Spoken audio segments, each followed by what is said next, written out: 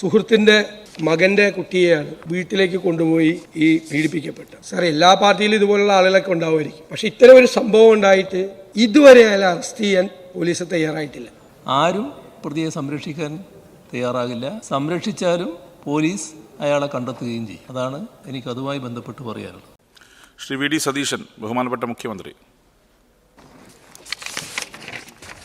Sir, എൻ്റെ നിയോജക മണ്ഡലത്തിൽ 4 വയസ്സുള്ള ഒരു പെൺകുട്ടിയെ പീഡിപ്പിച്ചതുമായി ബന്ധപ്പെട്ടൊരു കേസ് പുത്തമ്പലിക്കര പോലീസ് എടുത്തിട്ടുണ്ട്. സുഹൃത്തിൻ്റെ മകൻ്റെ കുട്ടിയെയാണ് വീട്ടിലേക്ക് കൊണ്ടുപോയി ഈ പീഡിപ്പിക്കപ്പെട്ടത്. സർ, ഇതൊരു ലോക്കൽ CPM നേതാവാണ്. സാർ, എല്ലാ പാർട്ടിയിലും ഇതുപോലുള്ള ആളുകളൊക്കെ ഉണ്ടാവുമായിരിക്കും. പക്ഷെ ഇത്തരം ഒരു സംഭവം ഉണ്ടായിട്ട് ഇതുവരെ അയാളെ അറസ്റ്റ് ചെയ്യാൻ പോലീസ് തയ്യാറായിട്ടില്ല. CPM ഏരിയ കമ്മിറ്റിയും ജില്ലാ കമ്മിറ്റിയും പരസ്യമായിട്ട് ഇയാളെ പ്രൊട്ടക്റ്റ് ചെയ്യാണ്. സാർ, അങ്ങ് ഒരു 4 വയസ്സുള്ള പെൺകുട്ടി എല്ലാ മെഡിക്കൽ പരിശോധനകളെല്ലാം നടത്തി. എനിക്ക് ഇവിടെ വന്ന് പറയാൻ എനിക്ക് ലജ്ജയുണ്ട്, ഈ അസംബ്ലിയിൽ വന്നത് പറയാൻ.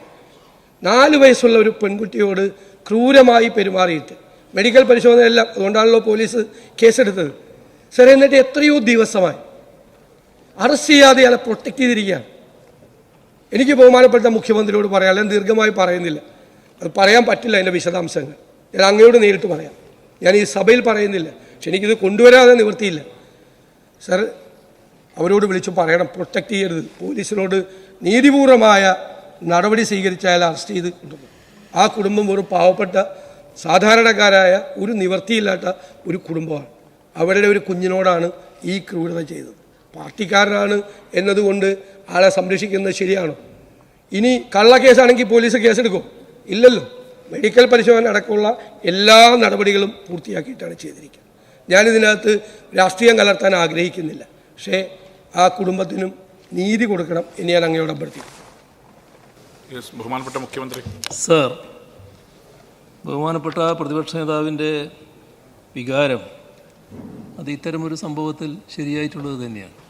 പക്ഷെ അല്പം രാഷ്ട്രീയം കലർത്തിയെന്ന് മാത്രം. അത് പറയുമ്പോൾ ഈ സംഭവത്തിൽ വികാരം കൊള്ളുന്നത് സ്വാഭാവികമായിട്ടുള്ളതാണ്.